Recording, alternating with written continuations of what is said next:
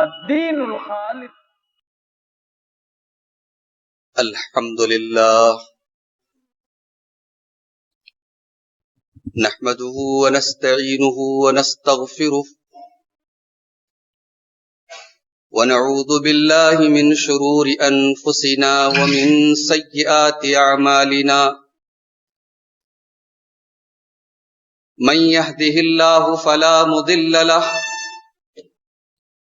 ومن يضلل فلا هادي له وأشهد أن لا إله إلا الله وحده لا شريك له وأشهد أن محمدا عبده ورسوله يا أيها الذين آمنوا اتقوا الله حق تقاته ولا تموتن إلا وأنتم مسلمون يا أيها الناس اتقوا ربكم الذي خلقكم من نفس واحدة وخلق منها زوجها وبث منهما رجالا كثيرا ونساء واتقوا الله الذي تساءلون به والأرحام إن الله كان عليكم رقيبا يا أيها الذين آمنوا اتقوا الله وقولوا قولا سديدا يصلح لكم أعمالكم ويغفر لكم ذنوبكم ومن يطع الله ورسوله فقد فاز فوزا عظيما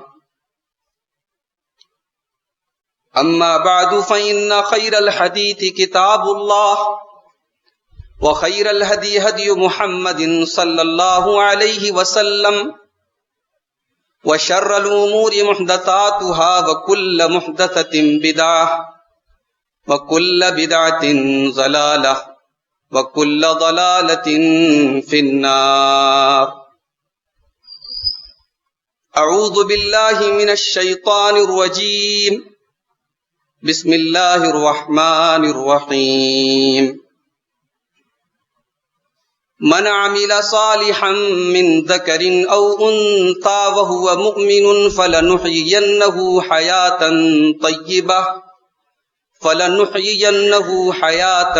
طيبة ولنجزينهم أجرهم بأحسن ما كانوا يعملون. محترم حاضرین جمعہ،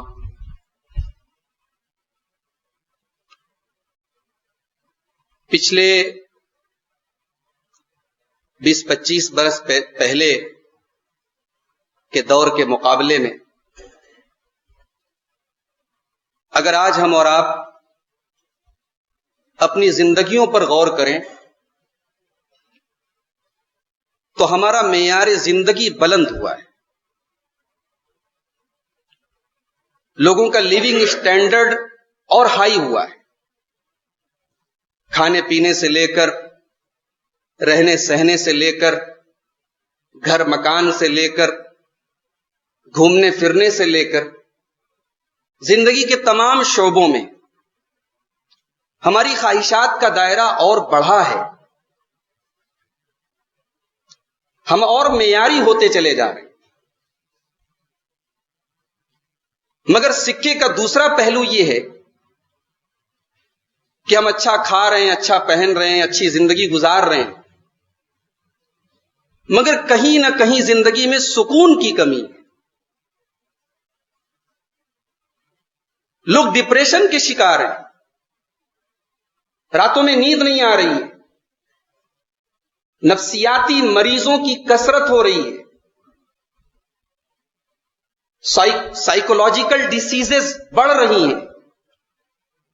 ایسا کیوں ہو رہا ہے؟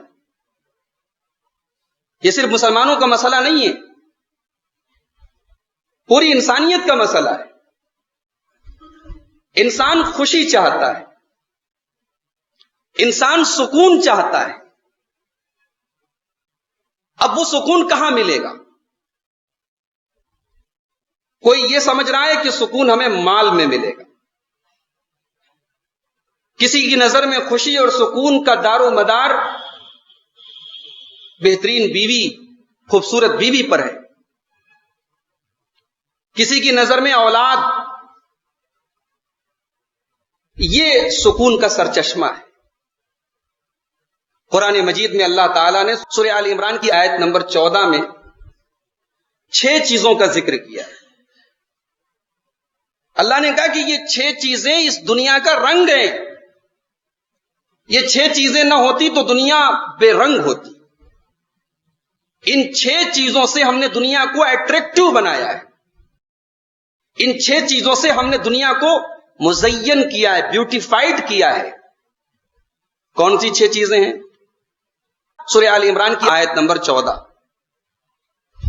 زُيِّنَ لِلنَّاسِ حُبُّ الشَّهَوَاتِ مِنَ النِّسَاءِ وَالْبَنِينَ وَالْقَنَاطِيرِ الْمُقَنطَرَةِ مِنَ الذَّهَبِ وَالْفِضَّةِ وَالْخَيْلِ الْمُسَوَّمَةِ وَالْأَنْعَامِ وَالْحَرْثِ.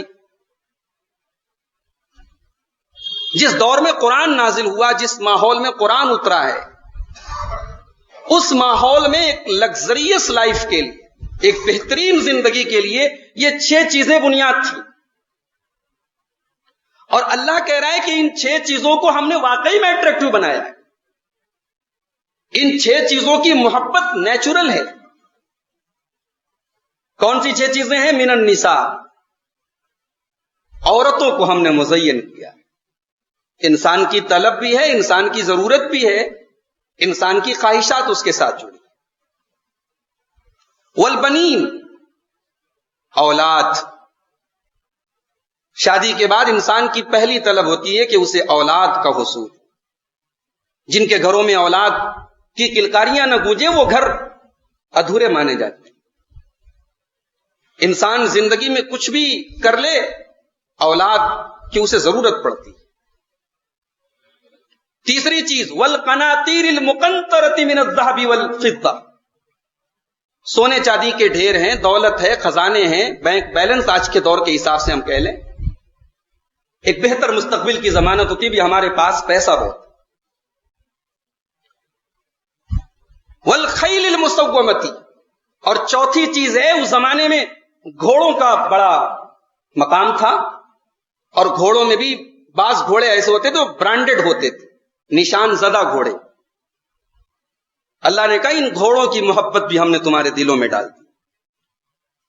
والانعام، چوپائے، گائے، بیل، اونٹ. ظاہر ہے کہ ایک دیہاتی ماحول میں لوگوں کی آمدنی بھی اس سے جڑی تھی، لوگوں کا شوق بھی اس سے جڑا تھا، لوگوں کا اسٹیٹس بھی اس سے جڑا تھا. والحرث، اور کھیتی باڑی. یہ لاسٹ کی جو 3 چیزیں ہیں، گھوڑے اور چوپائے اور کھیتی، اس کو آج کے دور میں آپ اپنی ضرورتوں اور اپنے حالات کے حساب سے تبدیل کر لیں. بہترین سواری آج ہمارا شوق ہے.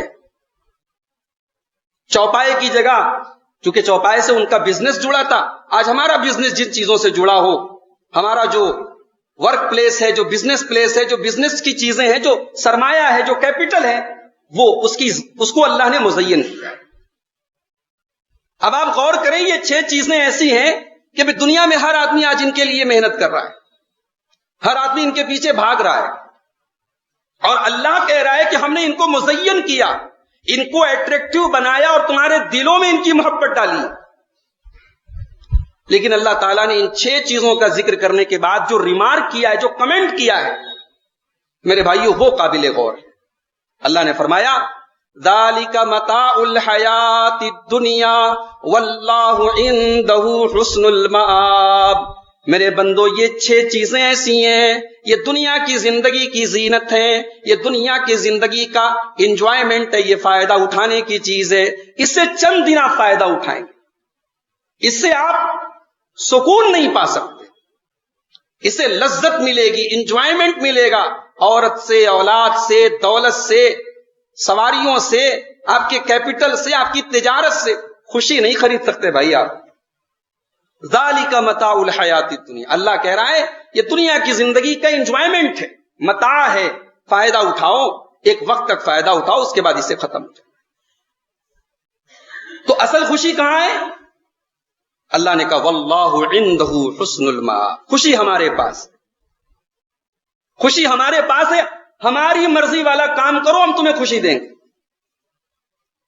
آپ غور کریں کہ دنیا کی زندگی کی 6 ایسی چیزیں جو لگزریس لائف کی بنیاد ہیں، جو خوشحال زندگی کی بنیاد ہیں، اللہ نے ان 6 چیزوں کا ذکر کرنے کے بعد فرمایا سورہ آل عمران کی اگلی آیت میں، قُلْ أَنَبِّئُكُمْ بِخَيْرٍ مِّن ذَلِكُمْ لِلَّذِينَ اتَّقَوْا عِندَ رَبِّهِمْ جَنَّاتٌ تَجْرِي مِن تَحْتِهَا الْأَنْهَارُ خَالِدِينَ فِيهَا وَأَزْوَاجٌ مُطَهَّرَةٌ وَرِضْوَانٌ مِّنَ اللَّهِ وَاللَّهُ بَصِيرٌ بِالْعِبَادِ۔ اللہ نے کہا میرے بندو، ان 6 چیزوں کو اگر تم نے خوشی کا ذریعہ سمجھا ہے تو تم غلط فہمی۔ آؤ میں بتاؤں، اس سے بہتر ہمارے پاس وہ جنت ہے جو ہم نے تمہارے لیے تیار کر۔ جنت ابھی ہمیں ملی نہیں ہے، جنت کی نعمتوں کو ہم نے دیکھا نہیں ہے۔ بھئی مال سے تو ہم فائدہ اٹھا رہے ہیں نا، بیوی تو ہمارے پاس ہے نا، اولاد سے تو ہم فائدہ اٹھا رہے ہیں، ان 6 چیزوں سے ہم فائدہ اٹھا رہے ہیں، یہ 6 چیزیں ہمارے پاس ہیں۔ اللہ نے کہا ان 6 چیزوں سے بہتر وہ آخرت ہے جو میں نے تمہارے لیے تیار کر دی۔ یعنی ایک انسان اگر اللہ تبارک و تعالیٰ کی جنت اور آخرت میں جو نعمتیں اللہ تعالیٰ نے تیار کر کے رکھی ہیں اس کا صحیح طریقے سے تصور کر لے تو یہ 6 چیزیں، ان 6 چیزوں کو وہ خوشی نہیں سمجھے گا۔ شریعت کی نظر میں یہ خوشی نہیں ہے۔ بھئی مال ہے، اللہ کے رسول کے دور میں، صحابہ کے دور میں ایک بڑی تعداد میں ایسے مشرکین تھے، ایسے منافقین تھے جو اللہ کے رسول صلی اللہ علیہ وسلم اور صحابہ کے مقابلے میں بڑی خوشحال زندگی گزار رہے تھے۔ ان کے کپڑے، ان کا لیونگ سٹینڈرڈ، ان کا کھان پان، ان کا رہن سہن بڑا ہائی فائی تھا۔ ظاہر ہے اللہ کے رسول کو اور صحابہ کو کے دل میں ایک ملال پیدا ہو سکتا تھا، بھی ہم ایمان پر ہیں، ہم توحید پر ہیں، ہم اسلام پر ہیں، ہمیں اتنا مال نہیں مل رہا ہے، ہمیں اتنی نعمتیں نہیں مل رہی ہیں۔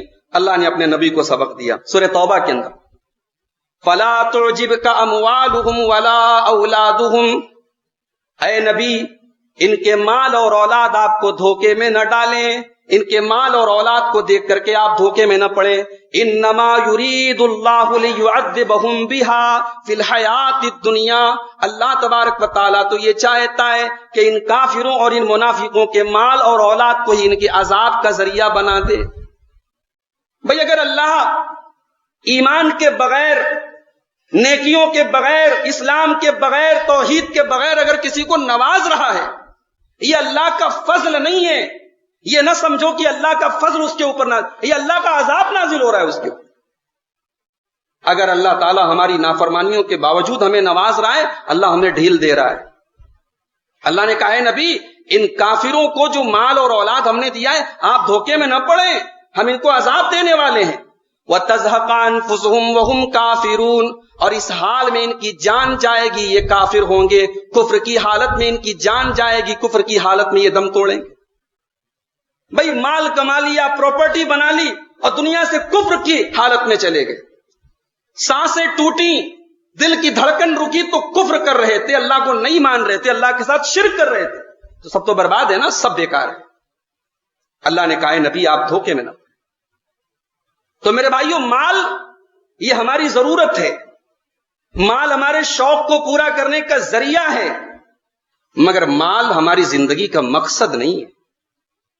اسی لیے ہماری شریعت نے ایک تعلیم دی ہے کہ مال کماؤ، مال تلاش کرو، مال طلب کرو، لیکن اپنے نفس کو کچل کر کے، اپنے نفس کو دبا کر کے نہیں، اپنے نفس کی خودداری کے ساتھ مال کماؤ۔ ایک حدیث آپ کو سنانا چاہتا ہوں، بڑی پیاری اور بڑی اہم حدیث ہے۔ اللہ کے رسول کے ایک صحابی ہیں حضرت حکیم بن حزام، اور نوٹ کیجئے یہ اکلوتے صحابی ہیں جو خانہ کعبہ میں پیدا ہوئے۔ حضرت علی رضی اللہ تعالیٰ عنہ کے بارے میں مشہور ہے کہ وہ خانہ کعبہ میں پیدا ہوئے، مگر صحیح سند سے ثابت نہیں۔ حضرت حکیم بن حزام کی والدہ نے ان کو خانہ کعبہ میں جنم دیا تھا، یہ صحیح سند سے ثابت۔ حضرت حکیم بن حزام اللہ کے رسول صلی اللہ علیہ وسلم کے پاس آئے، ان کو کچھ مال کی ضرورت تھی، انہوں نے اللہ کے رسول سے مال مانگا۔ رسول اکرم کی عادت تھی آپ کسی کو نہ نہیں کرتے تھے، اللہ کے رسول نے ان کی مدد کی۔ ایک بار ایسا ہوا، 2 بار ایسا ہوا، 3 بار ایسا ہوا۔ جب تیسری بار اللہ کے رسول صلی اللہ علیہ وسلم نے ان کی مدد فرمائی، ان کو کچھ دیا، تو اللہ کے نبی نے ان کو سمجھاتے ہوئے کہا یا حکیم ان هذه الاموال خضرۃ حلوۃ، اے حکیم یہ جو مال ہے یہ بڑا اللہ تعالیٰ نے اس کو بڑا اٹریکٹیو بنایا ہے، اس کے اندر بڑی رنگینی ہے اور بڑی مٹھاس ہے، مال بڑی میٹھی چیز ہے اور مال بڑی ہری بھری چیز۔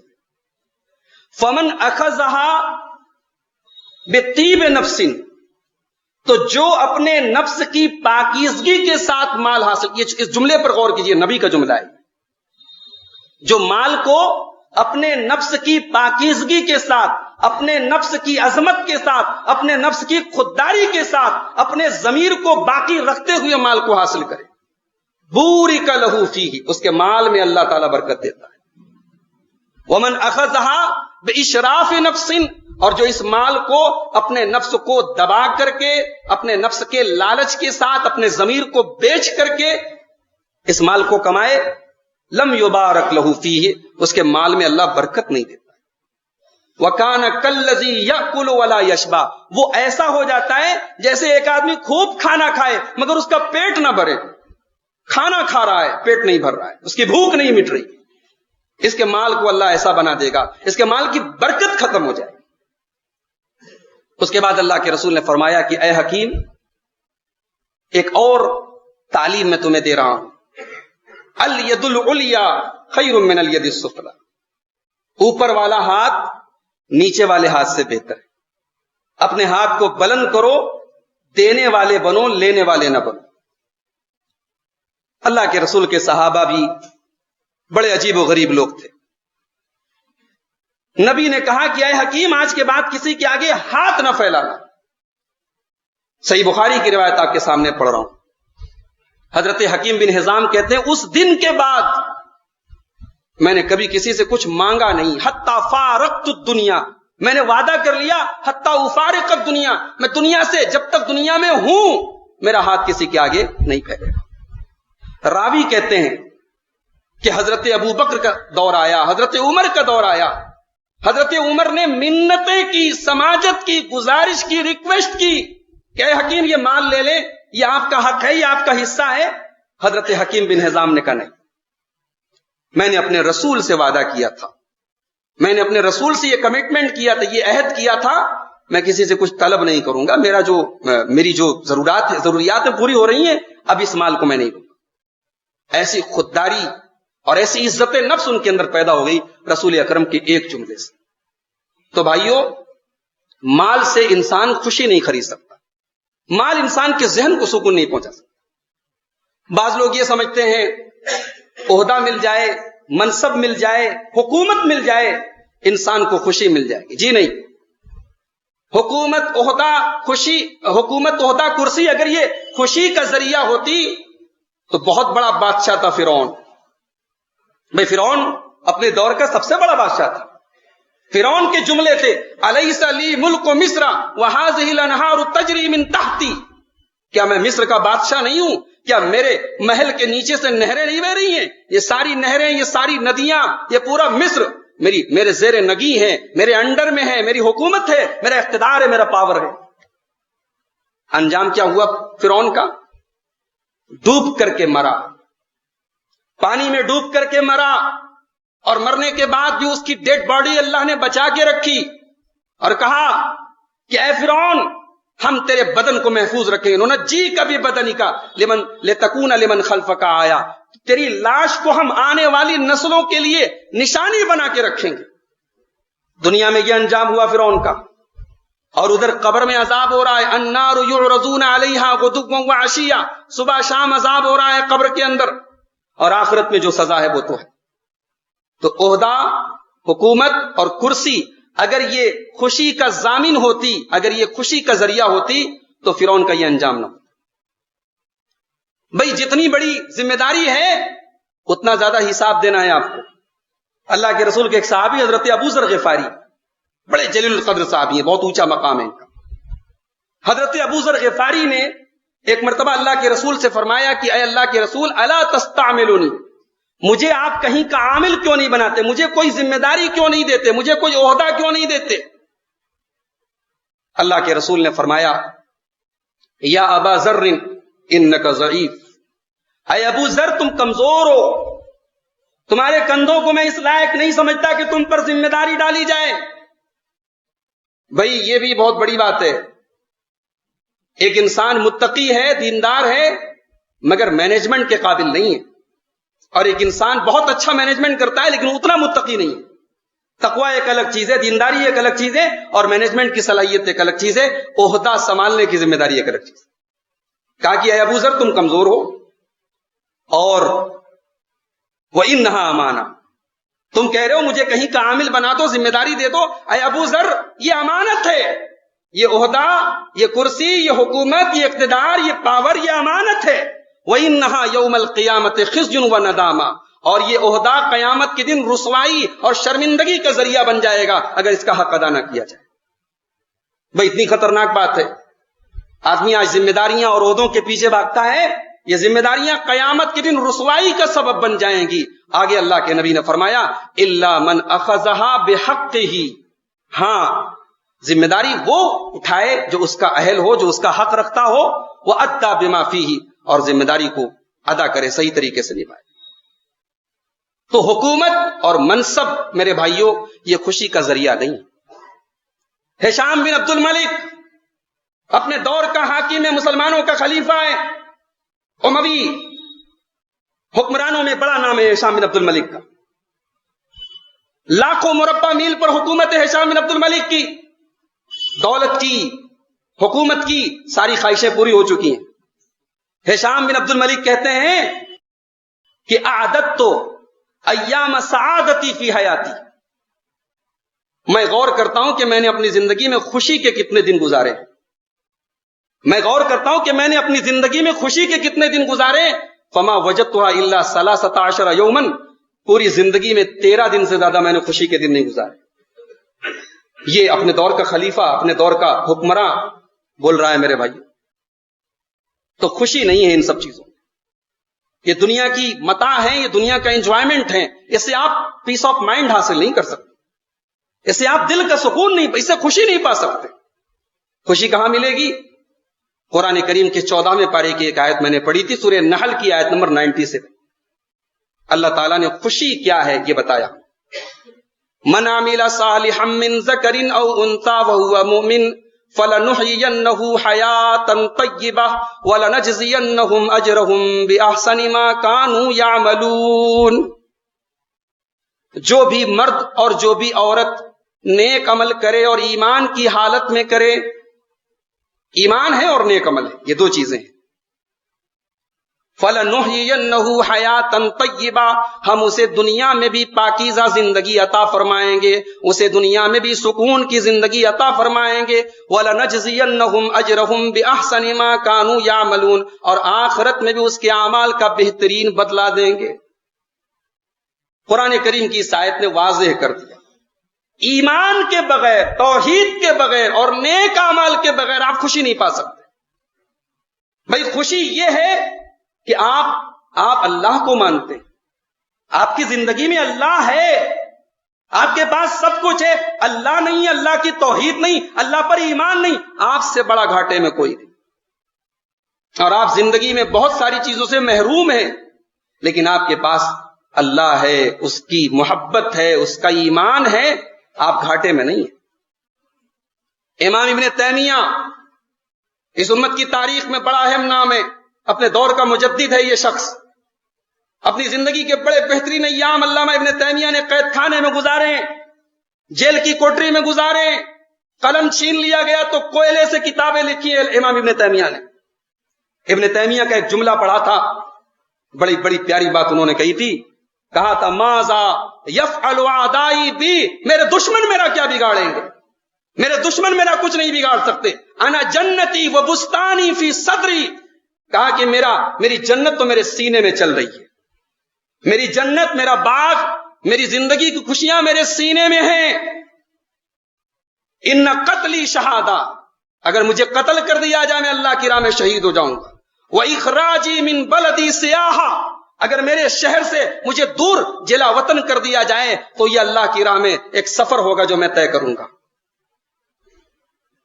تو میرے بھائیوں، حضرت یوسف علیہ السلام اللہ سے دعا کرتے ہیں کہ اے اللہ، یہ مصر کی عورتیں مجھے جس گناہ کی دعوت دینا چاہتی ہیں، جس بدکاری کے راستے پہ لے کے جانا چاہتی ہیں، رب السجن احب الی مما یدعوننی الیہ، پروردگار مجھے جیل میں پہنچا دے، مجھے جیل پیاری ہے، یہ بدکاری کا راستہ پیارا نہیں۔ یہ ہوتا ہے ایک مومن کی خوشی اس میں ہوتی، جس کو دنیا کی نظر میں، دنیا جسے دکھ سمجھتی ہے، دنیا جسے تکلیف سمجھتی ہے، جب دل میں ایمان پیدا ہو جائے، جب اللہ کی محبت پیدا ہو جائے، تو انسان اس دکھ کو بھی سکھ میں تبدیل کر لیتا ہے۔ تو اسلام کی نظر میں یہ پہلی بنیاد ہے میرے بھائی۔ اگر خوشی حاصل کرنا ہے، ایمان اور نیک عمل کا راستہ اپناؤ۔ اور ایک چیز اور بتاؤں آپ کو، اللہ کو کثرت سے یاد کرو۔ خوشی چاہتے ہو، اللہ کو کثرت سے یاد کرو۔ سورہ رعد میں اللہ نے فرمایا، الا بذکر اللہ تطمئن القلوب، اللہ کے ذکر سے دلوں کو سکون ملتا ہے۔ اللہ کو یاد کرو۔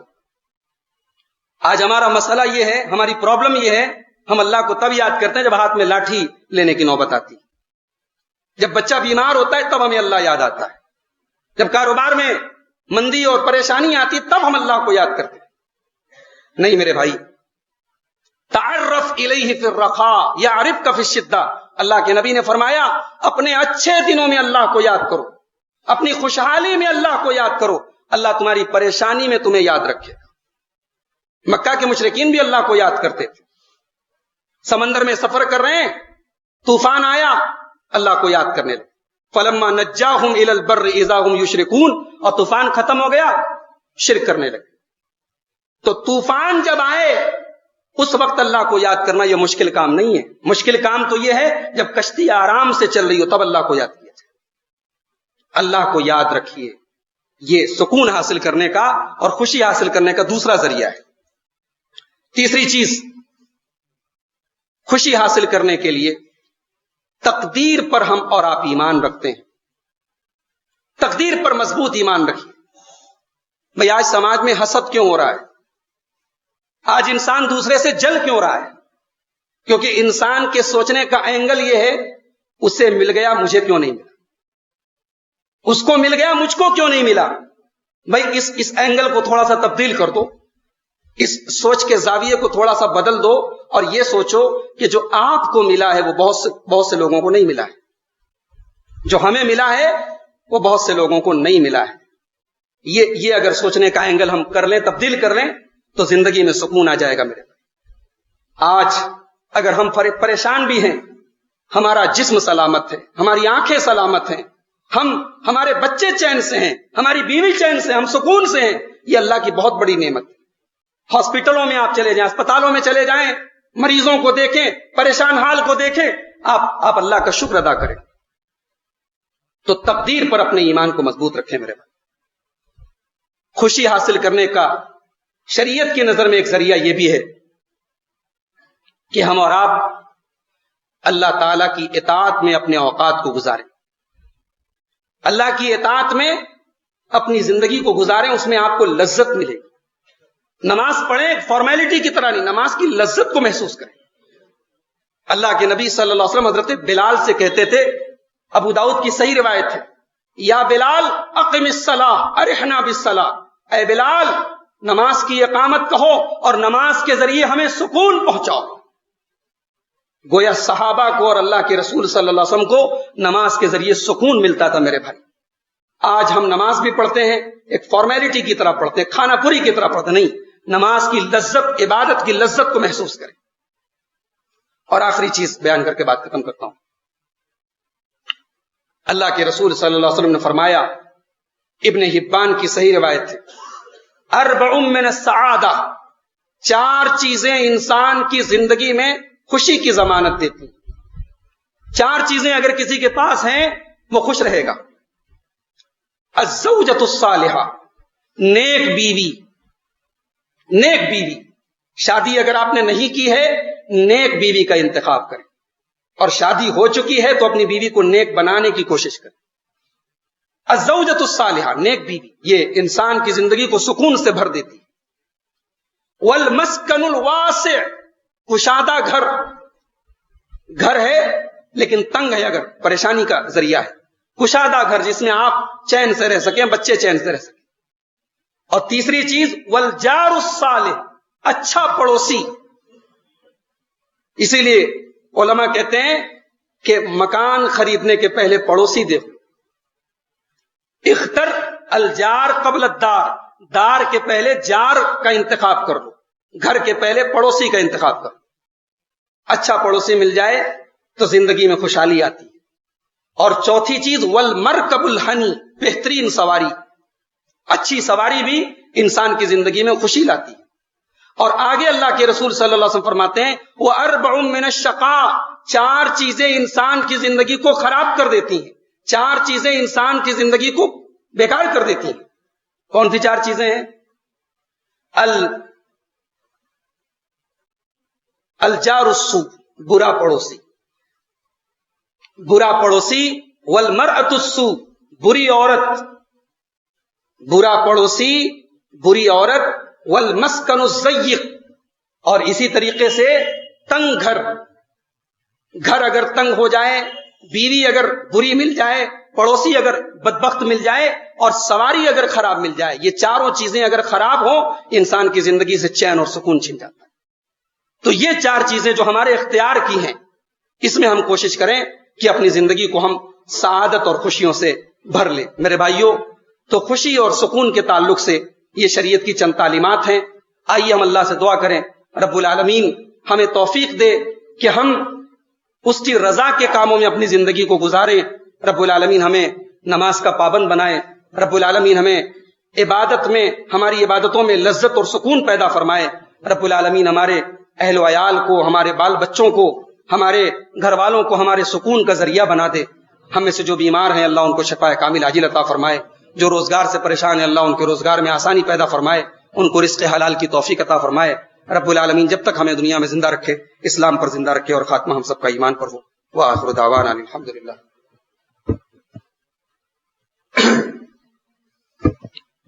الحمد للہ کفا وسلام علی عبادہ الذین اصطفى. اما بعد, اعوذ باللہ من الشیطان الرجیم. بسم اللہ الرحمن الرحیم. ان اللہ وملائکتہ یصلون علی النبی یا ایہا الذین آمنوا صلوا علیہ وسلموا تسلیما. اللہم صل علی محمد وعلی آل محمد کما صلیت علی ابراہیم وعلی آل ابراہیم انک حمید مجید.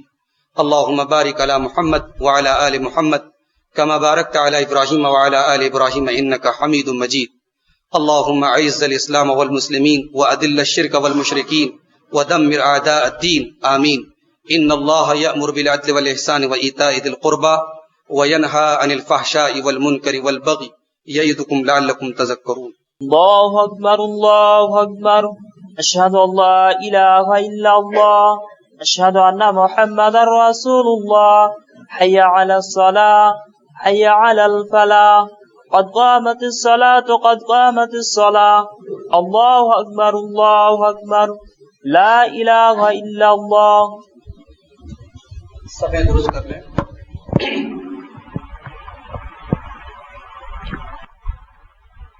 اللہ اکبر.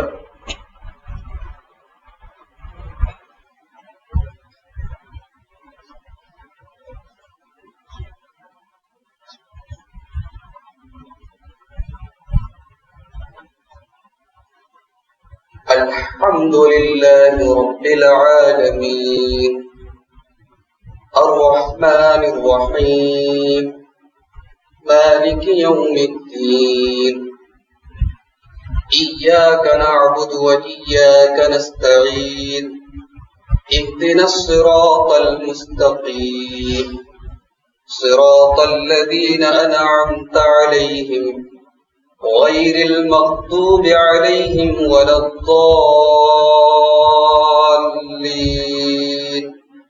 آمين. سبح اسم ربك الأعلى الذي خلق فسوى والذي قدر فهدى والذي أخرج المرعى فجعله غثاء أحوى.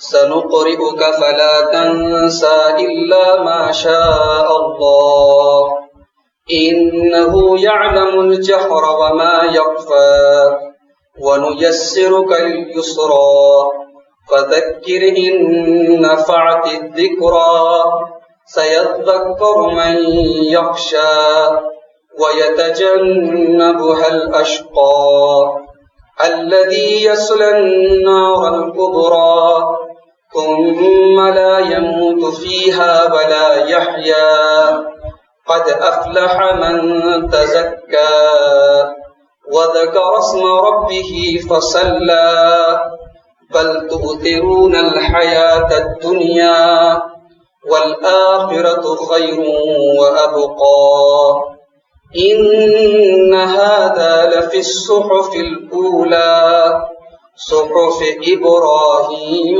وموسى. الله أكبر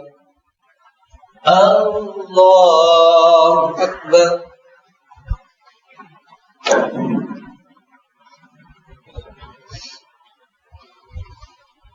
الحمد لله رب العالمين الرحمن الرحيم مالك يوم الدين إياك نعبد وإياك نستعين اهدنا الصراط المستقيم صراط الذين أنعمت عليهم غير المغضوب عليهم ولا الضالين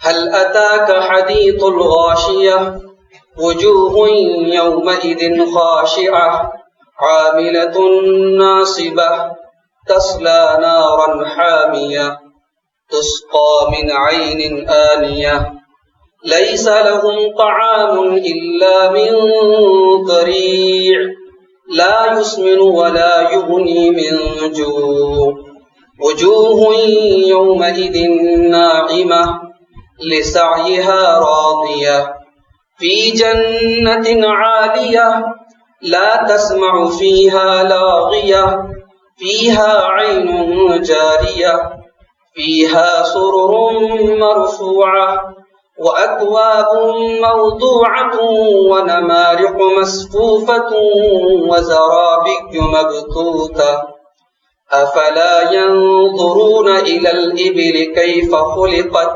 وإلى السماء كيف رفعت وإلى الجبال كيف نصبت وإلى الأرض كيف سطحت فذكر إنما أنت مذكر لست عليهم بمسيطر إلا من تولى وكفر فيعذبه الله العذاب الأكبر إن إلينا إيابهم ثم إن علينا حسابهم. الله أكبر.